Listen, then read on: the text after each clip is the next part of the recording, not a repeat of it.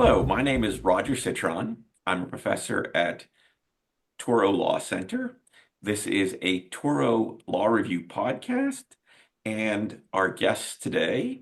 Um, First, we have Provost Patty Salkin, who is the provost at Touro University, and we also have from Albany Law School, uh, Jenean Taranto, who is the Associate Dean for Student Affairs at Albany Law School. And we'll be talking with them today about a forthcoming article that they have written on higher education and what it means for local governments. And this is an article that was forthcoming in the State and Local News publication, which is published by the American Bar Association's State and Local Government section.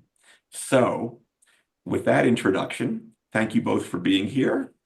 And can I first ask you to tell us a little bit about yourselves? We're going to go alphabetically, so I'll start with you, Patty, by last name. Thank you, Roger. Patty Salkin. I am a law professor. My area is land use and zoning primarily, and we'll see those connections in this article as well. And also, since the pandemic, since about 2020, I've been doing a lot of scholarship in the legal education and higher education law space. So I'm the former dean of Touro Law Center, and the connection to the ABA is I'm a past chair of the ABA State and Local Government Law Section and a member of the ABA House of Delegates. Thank you. We'd have no trouble qualifying you as an expert under the rules of evidence. Jenean, tell us a little about yourself, please. Thank you, Roger, and thank you for having me and for this opportunity to speak a little bit about what we're working on at the moment. As you mentioned, I am the Associate Dean for Student Affairs at Albany Law School. I'm also a member of the faculty, and my areas include property, which is broadly related a little bit to what we're going to be talking about today.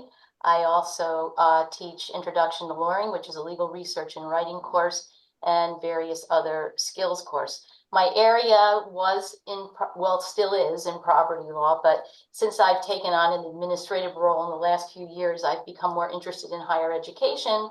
And of course, in speaking to Patty, who has been my friend and mentor for many years, I'm now becoming more engaged in it and just really enjoying the study and the learning of this area of law. Thank you. So the article that you've written, I'm going to do the full title because we're going to start there. The article is entitled Higher Education is in Crisis, Putting Local Governments at Risk. And starting off, what's causing the crisis in higher education? And I should add, we are recording this in early April 2025 so that we have a reference point. So I'll begin and say that it's multifactorial, and it's not just in the last couple of months, although the article does focus on things from January to the end of March when the article was submitted. But I think we really have to go back to the pandemic and the number of institutions of higher education that were closing right before the pandemic, and then the pandemic accelerated some of them, but there was also a little bit of a stopgap because the federal government came to the aid of higher education at one point and provided funding to enable institutions of higher education to stabilize financially. That funding is now gone. And so for schools that were using and relying on those funds to stabilize their budget, that's no longer here. And then, as detailed in the article, and we can talk more about this later, there have been a number of new initiatives that put federal financial support for institutions of higher education and our students at significant risk. So I think one is the pandemic, and then these new regulations, and maybe Jenean, you want to talk about the demographic cliff? Yes. And that's first on my list. I think one of the things that was already in existence prior to the current landscape was the declining enrollment and demographic shifts. Number of high school students who are graduating has decreased, and now we're also seeing, in addition to a decrease in enrollment, we're also looking at non-traditional students, foreign students, which of course is now going to be potentially impacted by some of the policies that have been handed down. But it's become difficult in the sense of declining enrollment, and some of the things that have contributed to that, other challenges that these higher institutions are facing relate to things like public perception and value of education. A lot of people are questioning the value of education. When the job market is down, are they going to be employment ready?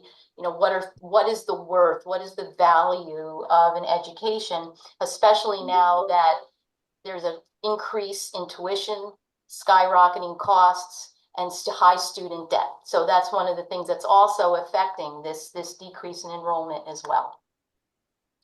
I don't know if you want to add to that, Patty. If you want me to add to some more? No, I think that those are the four main drivers. The demographics, the value proposition being questioned publicly, the what's left from the pandemic, and then the impact of the new federal policy so far. I also think just to add a couple of things, I think as a result of the pandemic, we also have had an increase in mental health crisis, that's escalated with students as a result of feeling that social isolation initially and trying to reintegrate to schools, and the financial worries, the academic pressures. And also, that sort of, comes from not only the pandemic, but the concerns of financial stability and various other things as well. I think one other thing I would add is that there's the technology challenges that schools are facing as well, including, artificial intelligence and figuring out ways to adapt to that. It's creating a lot of challenges throughout because of the costs, the needs, right? Tailoring things to students. So there's a lot of these challenges overlap and are causes and effects of each other. Yeah, and I think that's a very helpful overview of where we are. Your article begins with and explores, and it's the first part, the economic aspects of the crisis. And so, can you elaborate on that point? Because this is sort of your way of, writing about how state and local economies um, are and may continue to be affected by what's going on. Can you say a little bit about that? Sure. Higher education is a major driver in local economies. And that's why the town-gown relationship, the relationship between institutions of higher education and local governments are really inextricably intertwined. And the article talks about, the comptroller in New York recently issued a report talking about the economic impact in general. And then in the details, when you think about the number of students that go to any college or university, you're talking about typically between 500 and more than 10,000. And then you add in the number of faculty and the number of administrative staff. You start talking about a lot of people, and a lot of people that have what impact on the local economy? Well, they all need a place to live. So if the faculty and the staff don't have jobs, then it puts the housing market at risk, both the purchase market for real estate and also the rental market, because people may not be able to stay if they can't find other employment, and they may not be able to pay for their rent or their mortgage. The second group on housing, of course, is the students. There's the on-campus housing, but then every university and college has students that move off campus at some point. And that off campus is usually the local real estate market for rentals. And so the housing market is going to be hit first and foremost. And then other secondary impacts. Where do people go to eat? Where do people go to shop?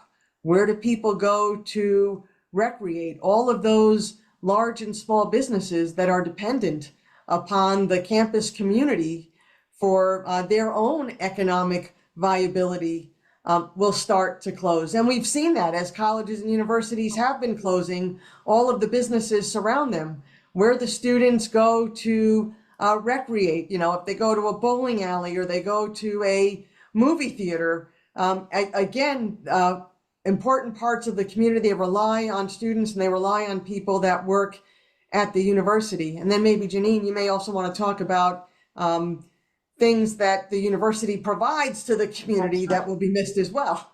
That's exactly what I was going to speak about. You know, for example, I mean, these universities and colleges contribute to the culture, all right, of the community. They offer lectures that are open to the public, performances, theater performances, various other things. Some universities have museums that are open to the public as well. And also a lot of schools are engaged in outreach, community outreach, working with local folks to help them in various different ways, working with, you know, regional food banks, food pantries. Schools have, you know, once a year, a day where they have community outreach and all the students on campus go out and work with folks in the community, working with the children, working on all kinds of educational things for others in the community. So there's a lot of services there and services provided, but also cultural aspects that would be missed. Because as we're talking through this piece, whether it was because of things either from the pandemic period or even now, are there particular examples that indicate or suggest kind of almost the cautionary tale about what you're describing? Because what I'm struck by is of course there's this whole sort of ripple effect, the way something like this can sort of run through a community. And I just wanted to see if there was a particular example that might illustrate what you're talking about. Sure. So, for example, I'll give you one that's in a backyard for myself and Jenean, and that's the College of St. Rose in Albany. So they closed last year, and right now, if you're following it in the local news, they left the campus. There was nobody to buy the campus or take the campus over. So there's all of these buildings that are now sitting in the heart of the city of Albany that are vacant. And so the neighborhood is concerned because there could be vandalism and it could turn to blight. There were outstanding bonds on the building, and so it's not as easy just to go to market and sell them. The county has apparently taken over some of the buildings and has decided to move some of the county workforce onto the campus, I think largely to have a people presence there because it is in the heart of a residential community. But a lot of the small businesses, the coffee shops and businesses that relied on the campus community for their viability have closed. And so there's significant concern right now, and this is unfolding real time. Wells College also closed in upstate New York. And then there's the example in a week last year, the University of the Arts in Philadelphia closed from announcement to their last day of, locking the doors, and that's it. And so now there's all these buildings in the heart of Center City in Philadelphia trying to figure that out. And Roger, you may know more about that impact because I know you're more of the Pennsylvania person, Pittsburgh maybe, but No, this is we must have discussed this at some point. We actually were married at the University of the Arts, right there on Broad Street. I And didn't know. um, so they'll never take our pictures from us, right? The photos, the photos from the album. And I remember it was startling how quickly the it happened. That is what you just described. Um, And just to your point, Patty, about St. yeah. Rose, I mean, we are feeling the effects even here at Albany Law School. I mean, there are people who are been displaced, they no longer have employment. So whenever we have open positions, we're seeing folks, applying, and there are lots of folks without jobs. Right. And also, that undergraduate school was one of the feeders to Albany Law Albany School Law as well. School. And so it has another ripple effect on sister institutions. Mm-hmm. right. And then Roger, the other thing that's noted in the article is the Federal Reserve Bank out of Philadelphia released a study in November or December, and they project that there could be up to 80 colleges and universities closing a year in the coming years. And that's a significant number of schools and a significant number of communities that will be impacted. Going to be difficult for the independent small schools to survive through all of this. Mhm. And the well, we may come back to the Federal Reserve piece, but I want to sort of, continue to sketch out. We've been talking about what's going on. I want to see or get a sense from you about uh, how universities and colleges have responded. And it's really, I'll ask the second part of the question now because it's part of the same question, which is, of course, state and local governments. Um, what has their response been um, to what we've been talking about? So I think that I'm going to take the second one first, and then let Jenean pick up with the first one first. But in terms of what local and state governments have been doing, is my answer is not enough, and I think that everybody is sort of trying to figure out what is happening so that they could figure out what they're going to do. And to my knowledge, so far, nobody else has sort of written the piece of the wake up call to state and local governments about the importance of healthy institutions of higher education in their local communities. I thought that Comptroller DiNapoli's report was very timely, but I'm not sure that the state, New York, where we all are, I'm not sure what they're doing exactly to shore up both public and private institutions of higher education, because, of course, traditionally, New York's got a large state university system and a city university system, but they have an equally large private sector, lots of independent nonprofit colleges and universities. And we need to all come together to come up with an economic development strategy to make sure that we support the institutions of higher education. Um, Janine, if you want Okay. to compliment, yeah. Yeah, the university responses, college and university responses. There have been a number of different innovations and ideas and programming that's been put out there.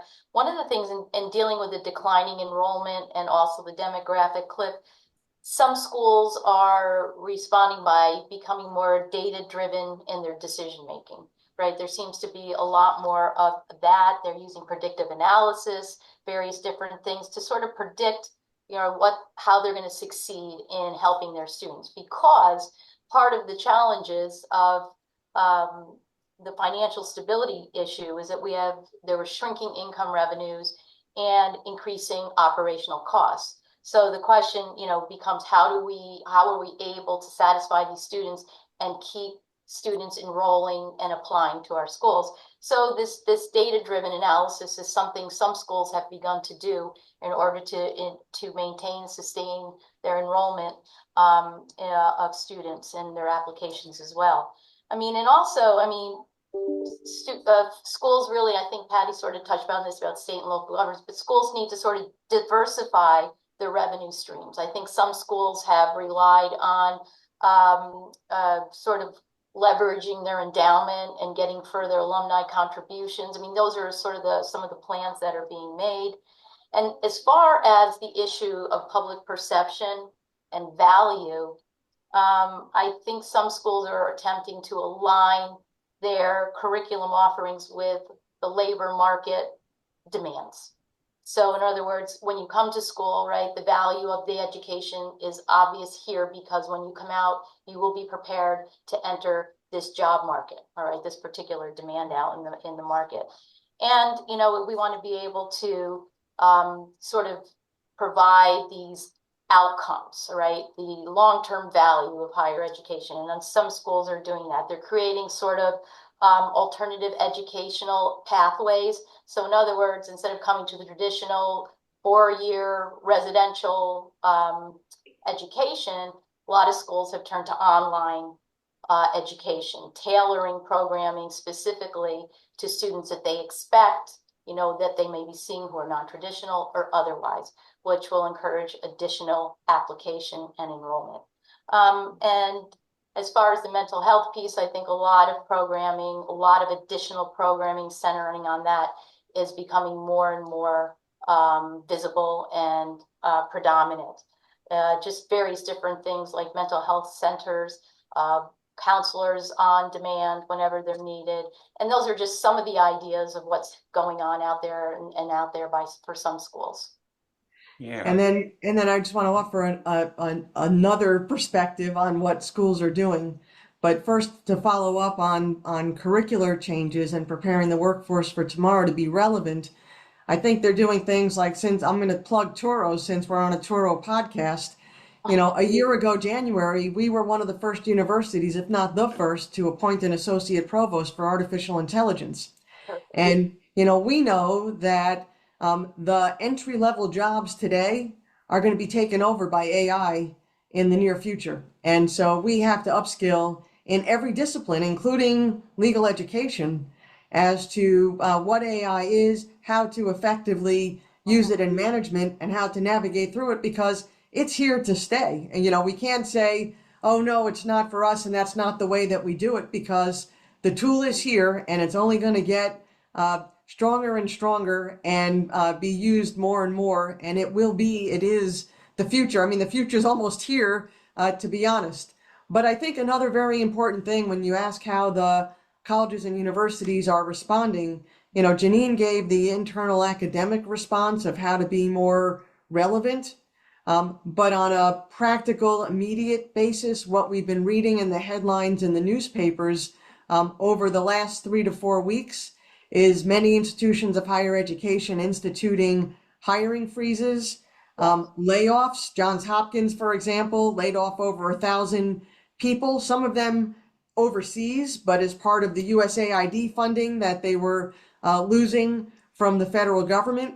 So there's been, hiring freezes, soft hiring freezes. There's been budget cuts, and there have been requests for travel reductions and for holding back on unnecessary spending.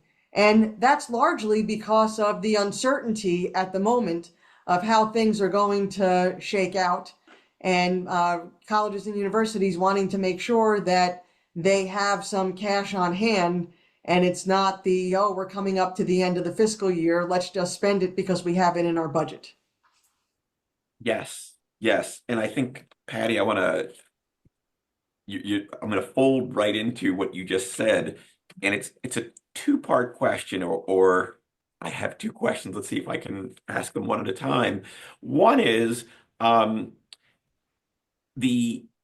really, I think back to when you came to Touro to be the dean of the law school, which was a little more than a decade ago, if memory serves.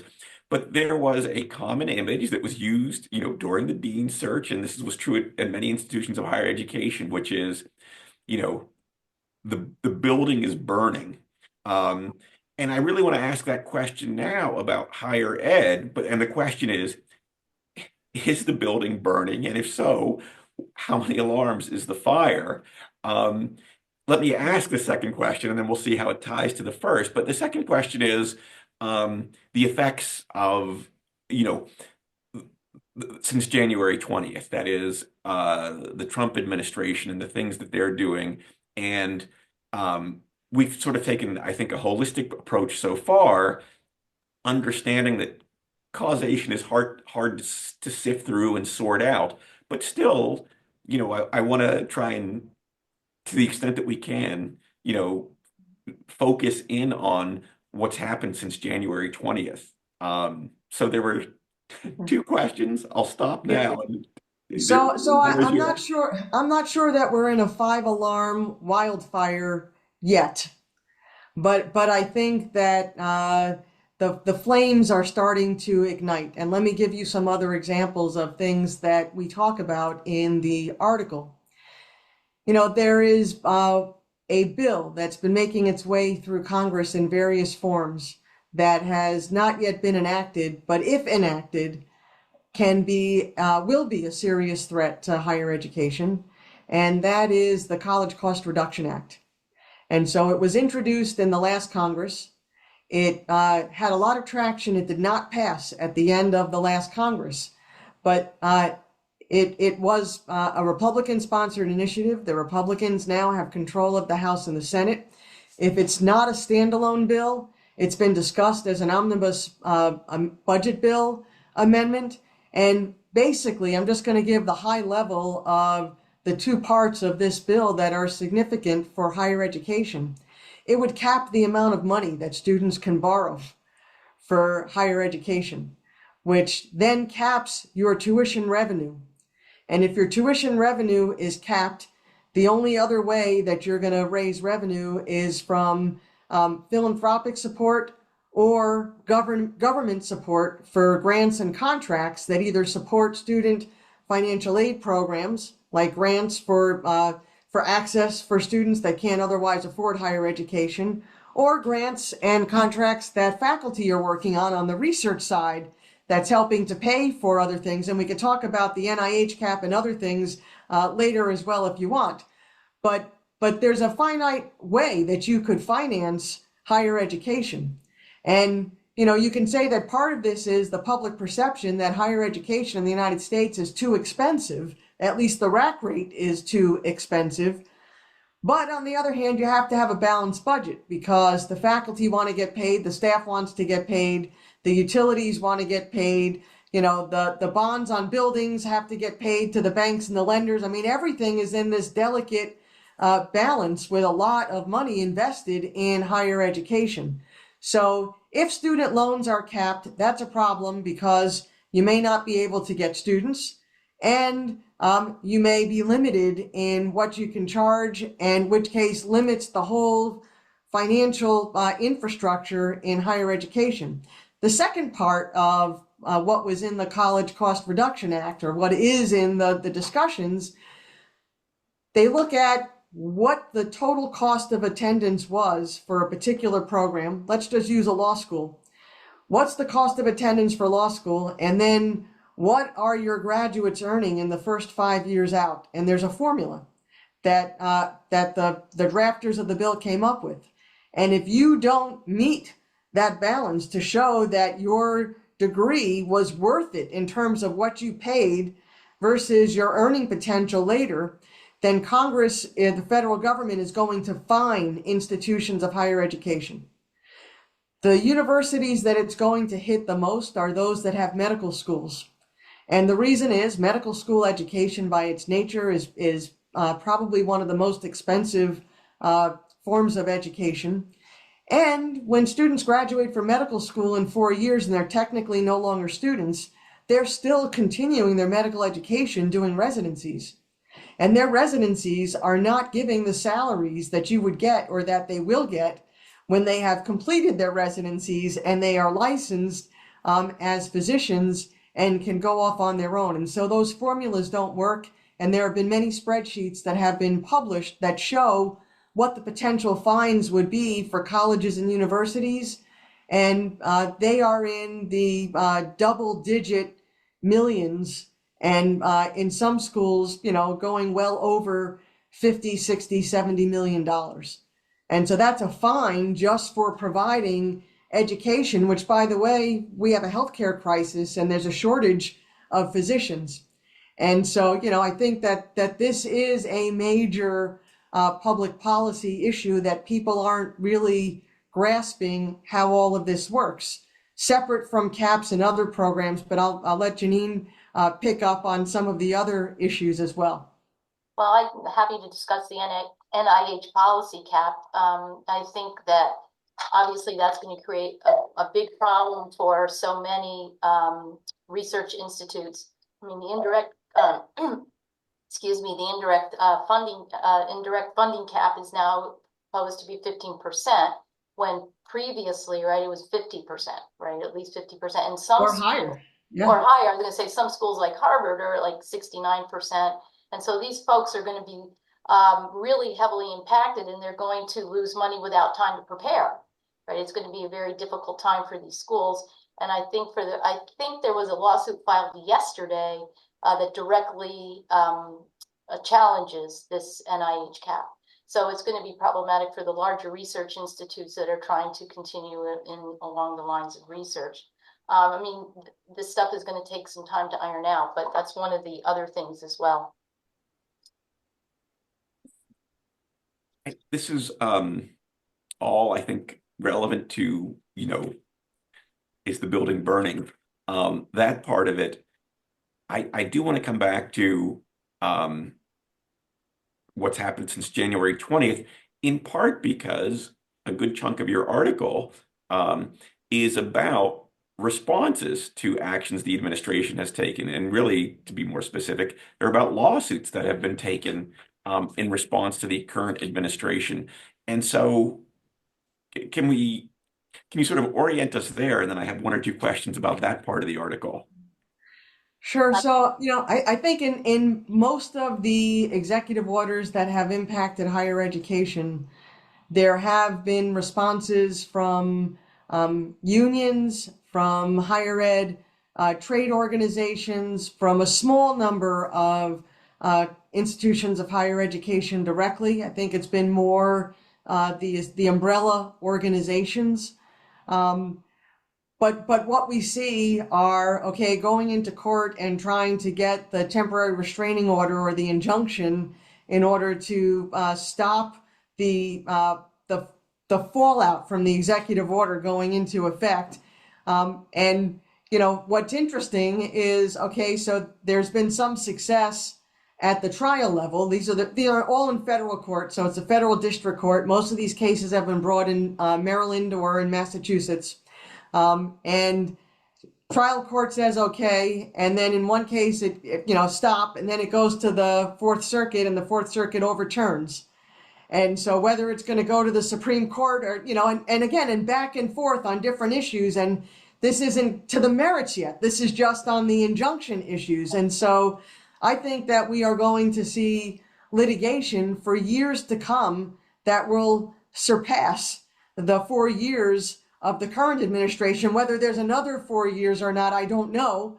But I don't think we're going to have easy answers. And so the question is going to be, what happens to the funding while all of this is going on? And yes, you can have the litigation, but my opinion is we shouldn't hang our hats on the litigation, because if you're still not getting the funding because the faucet has been turned off, you can be spending the money on litigation and hoping that you're going to win the litigation. But what's happening now when you have to pay your faculty and staff, and when you have to keep the lights on in your building? Yes, yes, and in fact, that really is, the question, which is for an institution of higher education, a college, a university, what do you do in this interim period, or what can you do, or how should you think about that? I mean, I think you've partly answered the question, maybe you even entirely answered the question, but I just wanted to specifically ask that piece of it, which is, I teach civil procedure, and you're exactly correct. One of the worst things about litigation is it takes time. It takes time. And yet, we have to live today. We have to teach today. We have to operate today if you're an institution of higher education. And so I just wanted to sort of pull on that, or push on that piece just a little bit more specifically. Yeah, I mean, I think that's why people are going to conservative budgeting right now, because we don't know. Um, yeah. Um, and we began we began here, but let me sort of come back to now that we've talked through a number of different aspects of the current moment in higher education, and these different aspects of these crisis or crises that you've described. So how did we get here? How did we get here? What else would you say in terms of, big picture, how we got to this moment? I mean, I'd go back to something that Jenean said at the very beginning, and that's the value proposition of higher education. And I think that it started before January, it started years ago, in terms of the cost of higher education. Um, and that has been a big value proposition for many people. You know, there's other political issues obviously surrounding us. And, I don't want to make the podcast a political commentary because everybody's got their own opinion and it just doesn't matter. I think that what matters is that we are dealing with the cards that have been dealt to us, and higher education has to be sustainable because, again, our local and state economies depend upon it. Now one thing, the federal policy with um, the dismantling and reshaping of the Department of Education, whether or not it goes away entirely or, it's just been lots of layoffs now and lots of restructuring and sending some functions to other agencies and lots of conversation. But the one thing and the one opportunity through all of this, because you have to try to look for the silver lining if you're going to be sustainable, is that the federal government wants to send control of education back to the states. And so now this is our great federalism issue, right? And that's the point of this article, that you have the federal government changing its policy. And instead of it being a unified national policy, now they're devolving it to the states, and it's going to have a local government impact as well, because the states give authority to the local governments. And of course, there's land use and community development and sustainability and housing and all of those issues. But what are the state governments going to do with their departments of higher education, which most often state governments have been involved in K through 12 education more than paying attention to higher ed? And I think that that's a piece that is going to require more advocacy now and more quick study in order to make sure that we support these major anchors of the economy.